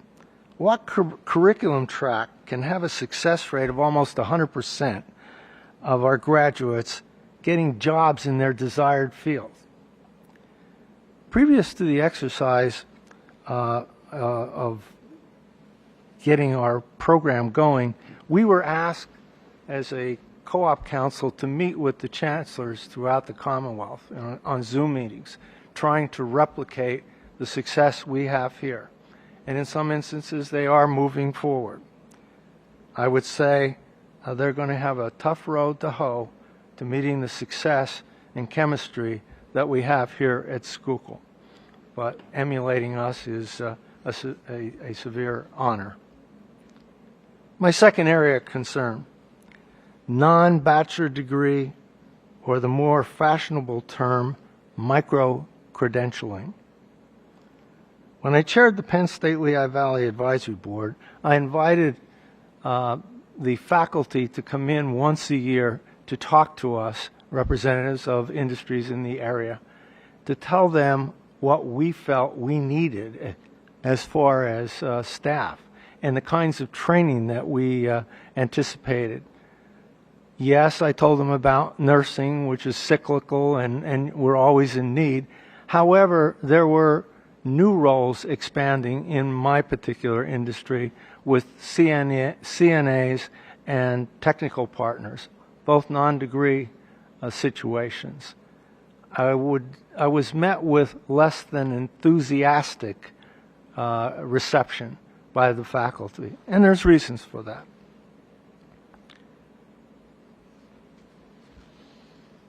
Since I had the responsibility for the Division of Education, I took it upon myself, and we created our own in-house training program, and we did it to the point where our competitor came to us and asked if they were permitted to send some of their personnel to our program for a fee, of course. We didn't do it. While I understand the desire to teach students at the highest level of your terminal degree expertise, there is now an even greater need for our non-bachelor's degree training. Much of this need was covered by Mr. Guerra addressing the STEM associates programs and some of the certificate programs mentioned. The barrier issue arising from academic bias is the promotion and tenure track, which primarily focuses on undergraduate four-year degrees and graduate programs. There are some places who've taken the steps to develop programs that are not bachelor's degree. SUNY, where Darcy Medica is, has a relationship with John Deere. They bring in those million-dollar pieces of equipment, and they teach their own staff, the farmers, and the foresters how to operate that equipment and put it back together. There are many other instances. It was mentioned about the surveyors that Joe brought up. We need to consider those areas. Our bias to date has been bachelor's degree programs, but we need to think outside of the box. My third level of concern: take the handcuffs off. Unrestricted recruitment of students for certain or all programs. Joe mentioned it. One of the most frustrating experiences I had both at Lehigh Valley and Schuylkill was the restriction campuses had to recruit students from a certain geographic footprint. While I understand the need not to cannibalize market share of other close-by campuses in certain areas, it makes no sense if we're being held accountable for our own bottom line that we're not able to compete, at least in some of the degree areas, for students outside of Schuylkill campus and the immediate area. There are the three issues that I bring forward at present. And while I'm aware of the academic cliff, and here's another one, a recent societal de-emphasis on college degrees, I think it's going to affect us even more as far as receiving the classical four-year students coming to our door. Am I afraid of what's going to happen to Schuylkill? Hell no. Just tell us what the metrics of measure are and the rules surrounding and how we can compete. Thanks for listening. Thank you. I'm thinking of all those metrics that Joe kept sending me earlier this year via email saying, we can do this, we can do this, we can do this, we can survive and now thrive. And so you're right, there are some scary demographics out there, but so far so good. I'm just going to do one question because we're a little behind schedule. And I kept hearing, and I heard it again today, that the co-op program is one of the main reasons why this campus has grown when other campuses have not. But I'd also heard earlier it was only 30 students. Is that right? And so I'm curious if... In the co-op program? Yes. I don't have the co-op numbers. I was talking about engineering. In the 2+2 program for baccalaureate degree engineers, there's about 15 freshmen right now and about 15 sophomores. Okay. And what I was saying, if you take statistics and look at our county, we have about 80 to 90 students we would estimate that are looking at engineering schools. They sure as heck aren't going to Lehigh and Cornell and RPI and the rest that are 2.5 times more expensive. So they got to be going somewhere statistically. So I think there's a huge opportunity just to ramp that part of the program up. Don't quote me on this, but the 30 that the student mentioned might be the current cohort that are here. We've had students going through. So it might be 30 different students each semester. Correct. Correct. Corey, there's another question for you at the wrap up if we can. Okay. Any other questions, please? You've given us a lot. Thank you very much, gentlemen. Thanks for everything you've done to allow this campus to not just to survive, but to thrive. Thank you. Our next panel.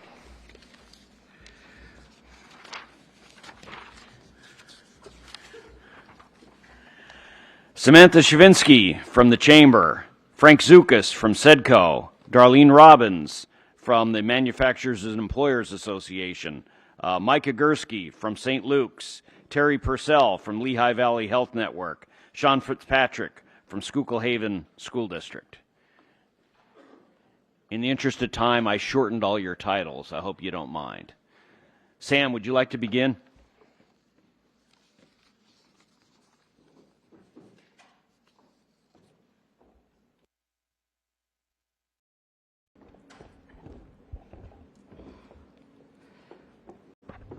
Good. Okay. Thank you for the opportunity to speak today. My name is Samantha Chavinsky, and I serve as the Executive Vice President of the Schuylkill Chamber of Commerce, and I'm a proud graduate of Penn State University. As a representative of Schuylkill County's business community, I cannot overstate the importance of Penn State Schuylkill to our region's economic and civic vitality. This campus is both an anchor for workforce development and a catalyst for growth and innovation in our region. Our local businesses and nonprofits depend on Penn State Schuylkill for many things, but perhaps most importantly, for a pipeline of skilled, motivated graduates who understand the unique needs and opportunities of our community. The Schuylkill Chamber is a proud member of Penn State Schuylkill's consortium of co-op employers.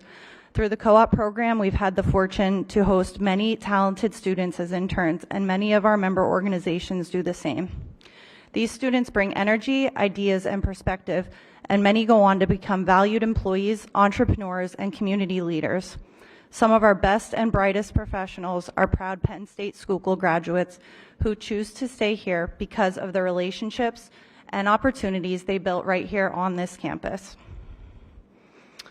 When the future of the campus was uncertain, our community came together with one strong, unified voice, reaffirming that Penn State Schuylkill is essential to Schuylkill County. Programs like nursing and radiological sciences serve as direct pipelines for our rural healthcare partners, strengthening not just our economy, but the health of our entire region. Looking ahead, we see tremendous opportunity to deepen our partnerships with Penn State Schuylkill. Together, we can expand internships and co-op experiences, align academic programs with emerging industry needs, and create even stronger connections between students and local employers. At the Chamber, we are also able to offer discounts on community education programs like grant writing and QuickBooks and Excel for our employers. So we definitely see that there is an opportunity to strengthen those kinds of partnerships. Penn State Schuylkill's success has always been rooted in community support from business leaders, educators, healthcare professionals, and our elected officials. The Chamber is proud to stand beside them. Together, we can strengthen outreach to local school districts, promote dual enrollment opportunities, and show students that a Penn State education and a rewarding career can begin right here in Schuylkill County. Our Chamber team and Board of Directors remain fully committed to working with Penn State Schuylkill leadership to grow enrollment, expand programming, and align education with real workforce demand. With nearly 20 industry clusters represented in our membership, we're confident we can continue bridging the gap between education and opportunity, ensuring that Penn State Schuylkill remains a cornerstone of progress for years to come. Thank you. Frank Zukas. We're kind of the utility fielders that exist with the Schuylkill Economic Development Corporation and our sister organization, Schuylkill County Industrial Development Authority. We did have the good leadership of Joe Jones as one of our board members for a long time, and we did end up creating an endowment associated with scholarships for local folks from Schuylkill County. Back in the days when Route 61 was being built, we, along with the county commissioners, came up with the a way to get around the issue of the fact that these two traffic lights that were installed, which had to be done over the objection of the local municipal government, got put into place and obviously aided the not only just the safety issues with regards to access to the campus, but helped grow some of the commercial development that took place along the way as well. From my perspective, I look at things from a standpoint of assets. Economic development, while we deal with real estate all the time, we don't sell real estate. We develop projects, and projects mean that we sell the community, and the community includes, obviously, lifestyle, housing opportunities, employment opportunities, all of those issues that basically come into the quality of life category. We work very closely with Darlene's group and with the Chamber of Commerce in obviously promoting that type of quality of life options within Schuylkill County. But the real estate end of it is always my curiosity. There was a discussion, or at least a reference to the fact that housing units exist on the campus. The County Industrial Development Authority actually did the underwriting of some of the borrowing that was done by the advisory board to build those units over time, and knowing what the student population is now in relation to what housing units are available, they're underutilized. So I think utilizing those underutilized or unoccupied housing units in the promotion of some of the options for additional coursework that were discussed earlier today, I think it's something that truly needs to be looked at and understood. A number of years back, the advisory board actually transferred the ownership of those units back to the university campus, so they're kind of out of our jurisdiction, so to speak. But I think getting a little bit of autonomy as to how to utilize those assets as it relates to try to recruit additional students, especially in some of the areas that were discussed about earlier, is something that should be taken a look at. Our job from an economic development standpoint is to try to maintain as many employment options in Schuylkill County as we can. Recruitment obviously is a major element of that, but also retention. There is a lot of turnover that exists across the board with regards to companies that are in a growth mode, and also those that are in a mode where corporate decisions are made to consolidate operations, and in some cases we win that battle and get that expansion here. In other cases we lose it. So as we go through our process of trying to make sure that we retain as many of the companies that are here, give them the offer to grow and help facilitate whatever the requirements of that might be, whether it's permitting or financing or employment and recruitment efforts. We'll continue to do that.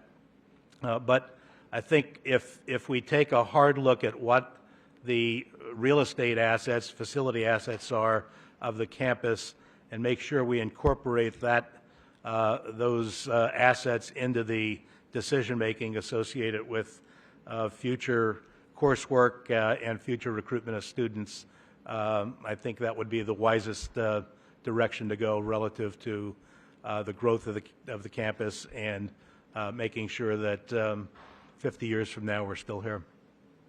Thanks, Frank. I kept hearing is that, well, why did this campus make the cut? And I do think housing was a big piece of that. Darlene Robbins.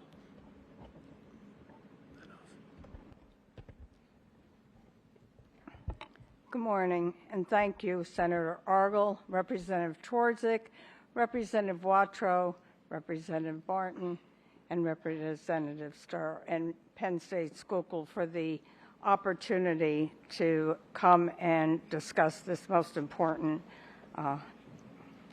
discussion today. So, our organization recently completed the 2025 Manufacturers and Employers Workforce Alignment Survey, which gathered input from employers representing industries in advanced manufacturing, including metals, plastics, food processing, and logistics. The results highlight both progress and persistent gaps in how education and industry connect.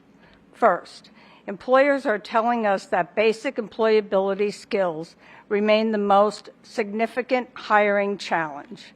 More than approximately 60% of respondents indicated difficulty finding candidates with consistent attendance, communication, teamwork, and problem-solving abilities.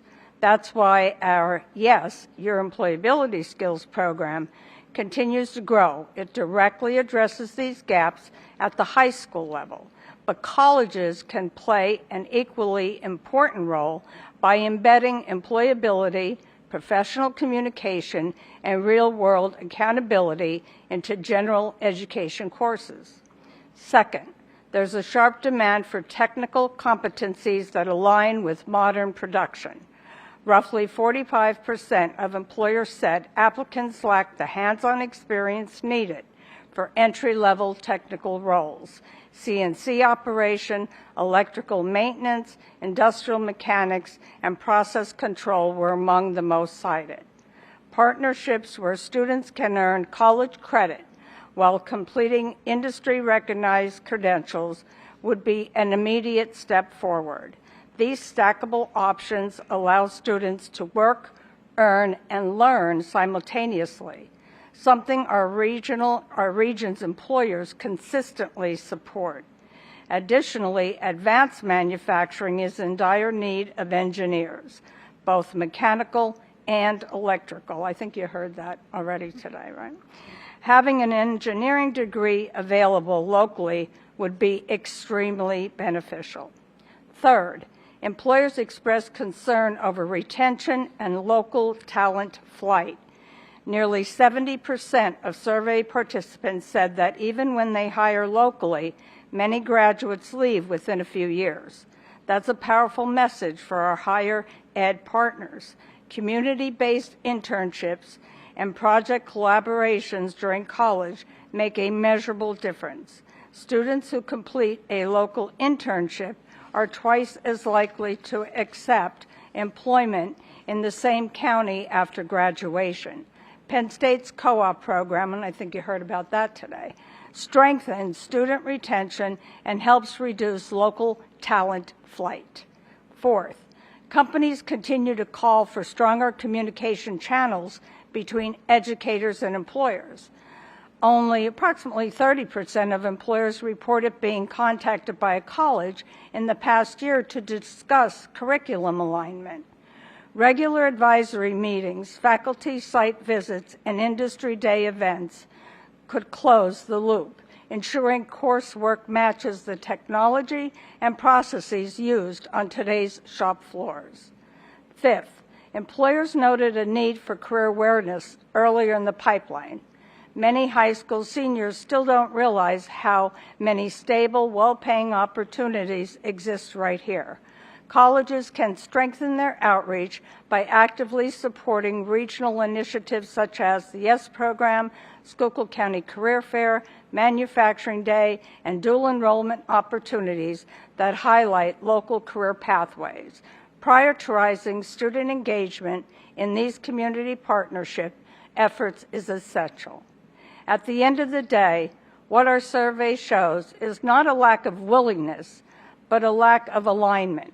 Employers are investing, students are motivated, and institutions like Penn State Schuylkill are uniquely positioned to bridge that final gap. By integrating work-based learning, soft skills reinforcement, and ongoing dialogue with industry, our colleges can ensure that graduates aren't just employable, they're staying, thriving, and leading in our communities. Thank you. Thanks, Darlene. Mike Gursky. Thank you. My name is Mike Agursky. I'm the Director of Business Development and Government Relations for the St. Luke's University Health Network and the Geisinger St. Luke's campus, focusing and specializing in rural health policy. When I first started with St. Luke's 18 years ago, we had 4 campuses. We now have 15 hospital campuses and 16 campuses overall, including a behavioral health campus. You don't have that type of growth without significant employment growth. And one of the things that has been really important to our success, in particular in rural areas and in underserved areas, is having a clear pipeline for recruiting, for retaining talent, and then also, once they're working with us, to have a clear career ladder where they can continue to have professional development, professional fulfillment, and have their happily ever after. I concur with one of the comments that one of the speakers from the previous panel said about this campus being Schuylkill County's campus. I grew up in Tamaqua, and my very first college experience was coming here for a summer class. And I know that many people, this is their first experience with college when they come here for a high school program, where they interact with the faculty and staff here. Our Geisinger St. Luke's campus and our Miners campus, we actively come to the career fairs here. We know that we're going to get highly talented, well-trained, prepared professionals, whether they're in nursing or other professions. And I really am very grateful for all of the efforts, both the legislative efforts and advocacy, but also the community efforts for keeping this campus. It has been important to our growth and is going to be continually important to our growth, but also the Hazleton campus, which also we recruit heavily out of. It is something that the educational piece of healthcare is something that is absolutely important to not only delivering care in an underserved area and in the areas that we serve, but also being able to achieve financial success, quality success, and success with the employees who work for us, making sure that they're happy in their workforce, they feel valued, and that they know they have additional opportunities. We have had co-op workers at our campuses. We have had we have worked with your nursing program, and we're very, very happy that we're having this conversation about the future of this campus, because all higher education and all education training programs, whether it's an associate degree, a certificate program, or a bachelor's degree, have to be very close to and adaptive to the needs of industry, including the healthcare industry, which has been rapidly evolving. I've seen amazing changes over my 18-year experience in healthcare, and I'm really happy that both this campus and the Hazleton campus have stepped up to meet those needs. We look forward to additional conversations about specific programs where we have deep needs. Radiography is one of them, sonography.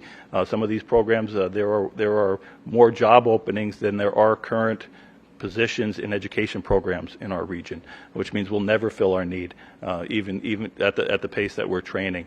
It's something that St. Luke's is very proud of, the integration of the educational program and our partnerships.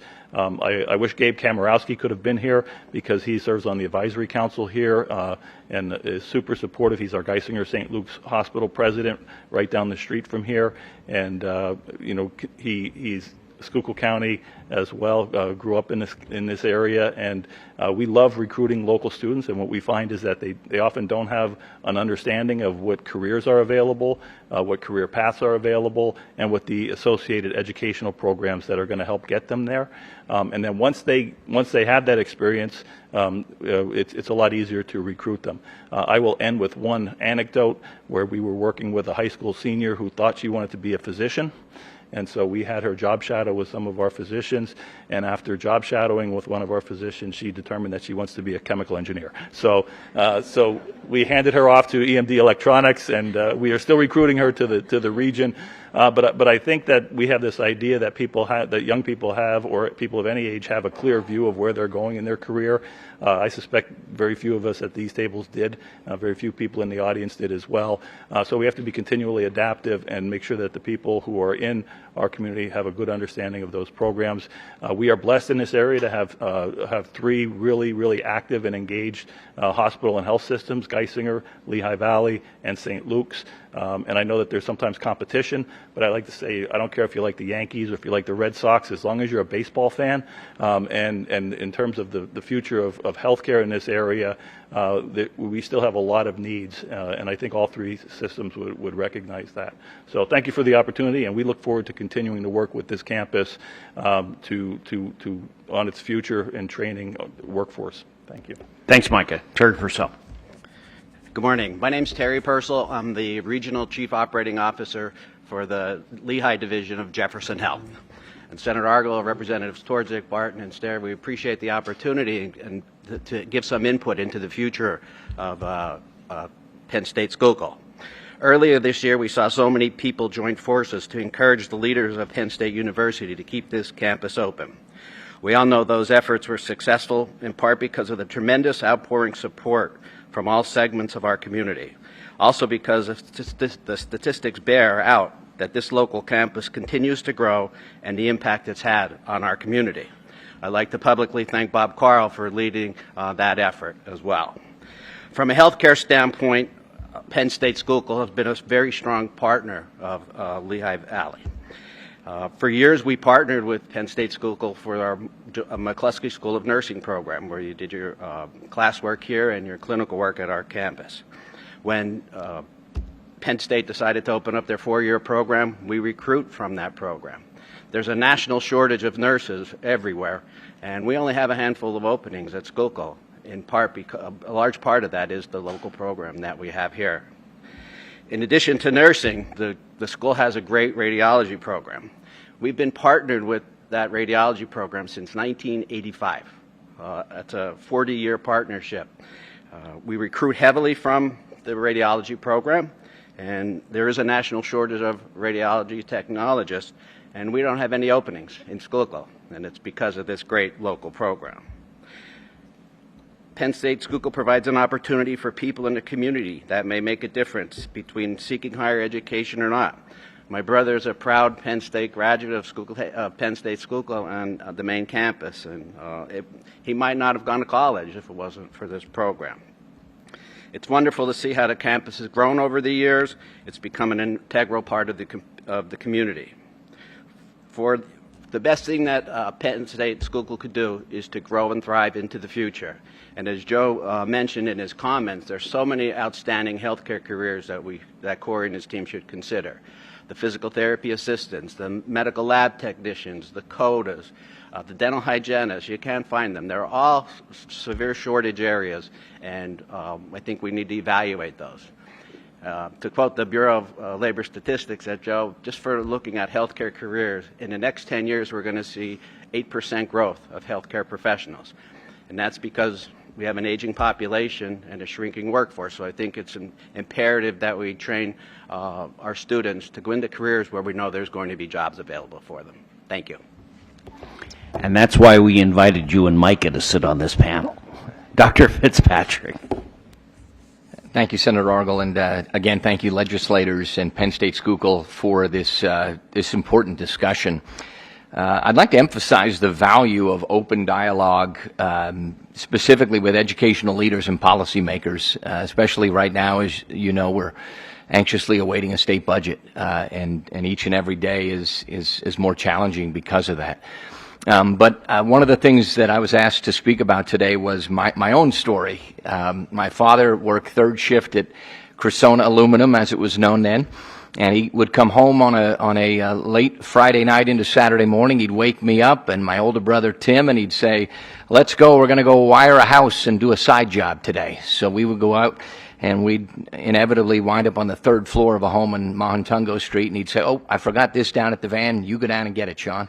So I would run down to the van, I'd get the tools, and then he'd say, "Well, you're the only one small enough to crawl through this attic space and run this wire." So I'd run the wire. And he looked at me after one hard Saturday of work, and he said, "Do you like this, son?" And I said, "No, Dad, I hate it." And he said, then you better go to college. He said, "Because you're not very good at electrical work." So I had the honor of meeting Jim Stein, who gave me a scholarship. And Of course, this is the only place that I had even applied to, and I'm very blessed for the folks that were here that took me under their wing. That scholarship led to a bunch of letters after my name over the years, from master's degrees to doctoral degrees, but as President Ben DePuti often says, the three most important letters that it put after my name were J-O-B. I've always had a job or two or three in some instances, and I'm very appreciative of the hard work of the young man I saw up here earlier working in the insurance business. I was on the radio 6 to midnight on an AM station to pay my way through college, so I can sympathize with our insurance agent there. Just want to highlight some of the successes we already have with our local school districts. I think I've heard 14 districts that serve this area. We have a few of the superintendents. I see Mike Maley from Minersville over there. Our dual enrollment courses, I love what's being done with the YES program, and Darlene hit the nail on the head. These are kids that are going to go on to do great things. But I also want to make sure we note the challenges, the declining enrollments, teacher shortages that we have, the mental health needs, and of course, the aging facilities in our brick and mortar school districts. I want to also showcase just some of the success stories, the partnerships that we have with Penn State Schuylkill, our local industries. Love the co-op program. When I heard that we're over 100 now companies working hand in hand with Penn State Schuylkill, that just emphasizes the growing need for our seniors to be out of our high school classrooms and out into internship programs, out into dual enrollment courses, and see that shift in public education going from a K-12 mindset to a pre-K to almost 11 mindset. And I'd love to see every senior in my school leave in the morning, go off to an internship, spend time in a hospital, spend time in a corporation, spend time in our YES programs, getting that kind of experience, and then bring our dual enrollment courses not just to this campus, but from this campus into our high school buildings. And we've done that already at Schuylkill Haven, and I'm very appreciative of that. I do want to advocate for the funding to support all this hands-on learning. I think that we do a better job when we get our kids, if you will, into these work settings and into that hands-on learning. I'm also aware that I'm your last speaker before lunch hour, so I'm going to cut this short. We have a need for teacher recruitment and retention. I love to see the growth in nursing. We also have needs in physical therapy, occupational therapy. Those are all programs and actual positions that we need each and every day in our special education classrooms, in our public schools, not just in our hospital settings. So I want to emphasize the growing need for that. But please don't forget about our need for teachers. Anything that we can do to return teaching programs. There's a great gentleman by the name of Jack Barton that was on this very campus that took me under his wing, and he said, "You're going to be a great teacher someday, and you're going to be a great educator someday. Here's the path," and he helped push me in that direction. We need to see a return to some educational programs that we can, even if it's teacher assistants to start, to get some of that back onto our local campus. So today really is a call to collaboration. I encourage all of you to partner with your K-12 schools. Come visit our schools. Come see firsthand what we're doing every day. I always tell Representative Barton, I've got tater tots on the menu probably every single day. I'm happy to feed you when you come. Just come over and see the great things that are happening in all of our county school districts, and know that we appreciate the growing partnership with Penn State Schuylkill. And in closing, on an optimistic note, if you will, we have the students, we have the educators, we have the community spirit. And with your partnership, I believe we can ensure that every child in Pennsylvania has access to the opportunity to succeed. Thank you. When you mentioned dual enrollment, I've taught some classes here for a few semesters over the years, as well as at some of the other Penn State campuses. And I was nervous the first time they told me I was going to have some high school students from your school and from Blue Mountain when I was teaching here. They were some of the best students I ever had. I should not have worried. And so thank you. Let me turn for questions. I know with that kind of a lead-in, Representative Barton is going to not want to miss this opportunity, nor should he. Go ahead, Jamie. No, thank you. I actually I looked at the time and I saw we're significantly past time, so I didn't have a comment or question ready. But the one thing I would like to share is just a reminder, and this is more of a comment, because we didn't talk about energy a whole lot. Pennsylvania is the #2 energy natural resource in the United States of America. President Trump recently came to Pennsylvania with Senator McCormick for an energy summit just this year, talking about $900 billion being invested into our Commonwealth here. The anthracite coal industry has been something that's been very strong here as well. So one of the things we look at is a juggling and gosh, Joe on the last panel was talking about when we're bringing in new curriculum, new ideas. I hope we're keeping an eye on what the other colleges are doing too, and what the certainly other branch campuses. But certainly finding that niche is one thing that I think could send this or continue Schuylkill campus on a skyrocketing of continued growth. But I certainly would hope that energy is something that we'll grasp, not just the anthracite that's right beneath our feet here, but all the energy that we have here in the Commonwealth of Pennsylvania. Thanks, Jamie. Representative Towards it. I just want to say thank you very much for taking all the time and giving us this cheerleading. I feel really positive about the future of Penn State here. I've worked with many of you people for 30, almost 40 years in economic development, and it's really a pleasure to see that there's a lot of help here in the community, that there's a lot of care, and Schuylkill County does give back, and we really appreciate all your help. Thank you. Thanks to this panel. We have a limited amount of time for public comment, focused only on the future of Penn State Schuylkill. Anyone have anything to add that we haven't heard already today? All right, if I'd not, like to give one quick testimony. Yes, please, Boots. Dr. Cardamone. And Joe Gear, I'll understand this one. When you study engineering, you study STEM, you study relationships, horsepowers, size motors, size pumps. And when we had Doc Cardamone for a professor, I had him, my three brothers did, so did Joe. His way of teaching was not to give you a formula and do plug and chug. It was just to exercise your mind. I remember one blue book test was, why is the sky red in the morning and blue at high noon? Well, the obvious answer is that during sunrise, the infrared lights are bent by the atmosphere and you get red. At high noon, you get blue. Well, but the other one of my classmates said, no, Penn State it's because God's a Penn State fan. That was why it was blue at high noon. So, any other final comments from our legislators, commissioners?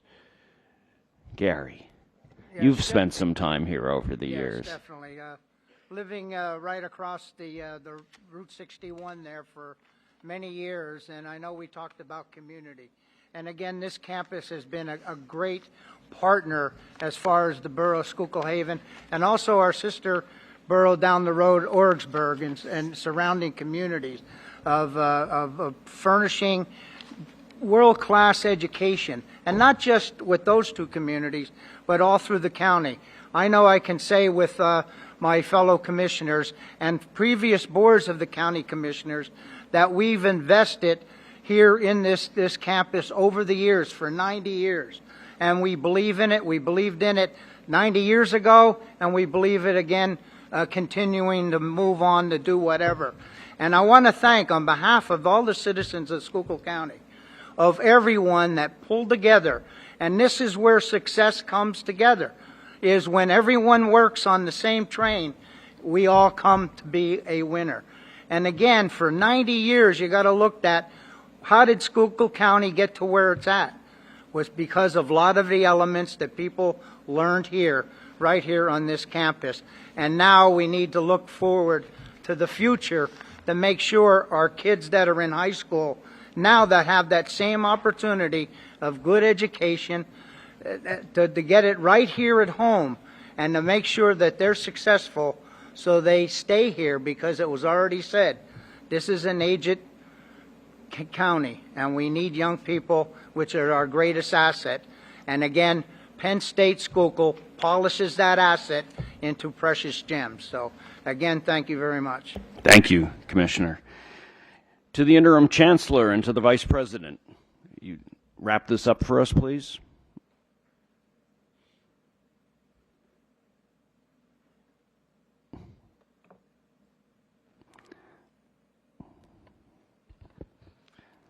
First of all, thank you everybody for coming. Thank you to everyone on stage. Thank you to everyone being involved in this situation. I'll sit and get comfortable for a second. A couple of quick comments. What were the questions that were asked that I had? We are hiring 7. That's what we've been approved for. 7 new faculty members, which, as Dr. Endell mentioned, we lost a lot through the voluntary separation incentive program, and then being on the list, we also lost faculty there too. So I was excited that we got all of our faculty hires approved. I got all the ones I asked for, so I'm thrilled with that, and I always like the idea of new blood, so that doesn't hurt. The co-op program, the 30 number is per class, I believe, so that's where that came from. So we don't have just 30 in the program. We have significantly more than that. Really, this has been an excellent morning, excellent listening to everyone's perspectives, ideas, things that we could be doing moving forward. I am the interim chancellor here, although before then I've been here for 18 years as a faculty member and director of academic affairs. As everyone on stage has heard me say multiple times, I live 10 minutes away. This is my community, and I take this place. It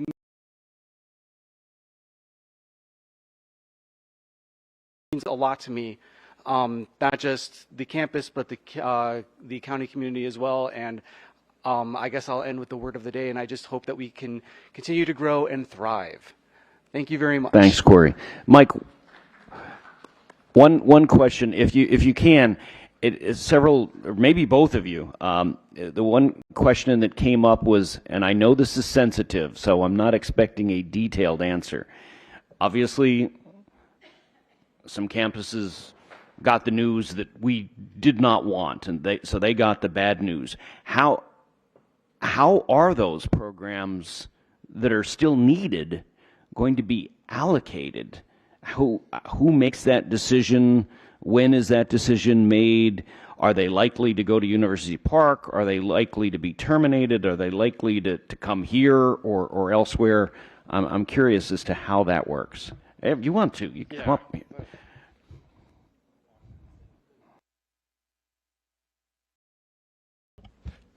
Thanks for that question. So prior to even the analysis of the campus closures, we initiated an academic portfolio and program review in university-wide, not at just campuses or at University Park. Part of that process is to identify aligning needs with local needs and the programs that are being offered. And if there is growing demand in certain programs and we're not either acknowledging that growth or even offering that program where the growth is. And so that is still being wrapped up, but there is a lot of discussions, as Corey can probably attest to, around, as we're going through this process, if programs will no longer be offered in a certain area because of the campus closures, there is a determination going on around does it make sense that they restart somewhere else, or was part of the problem that there was such a low demand or low need in the Commonwealth for some of these programs that they just won't continue, so forth. So I think over this next 2 years, or now year and a half almost, process of winding down the closing campuses, more news will roll out around program changes or additions in certain areas. I think that probably answers your question. Thank you. Yep. I mean, obviously, what we heard from more than 5,000 people as to the value of this campus, and so I think it was very clear from what we had today in terms of the data. I think we were told very early on that this decision by the president and by the board of trustees was not going to be made based on who sings the alma mater with the most vigor. It was going to be data driven. But with that in mind, Boots, I think you should wrap us up with the traditional Penn State greeting. We are Penn State. We are Penn State. We are Penn State. We did so much better than the first time. Thanks to all. This was very valuable.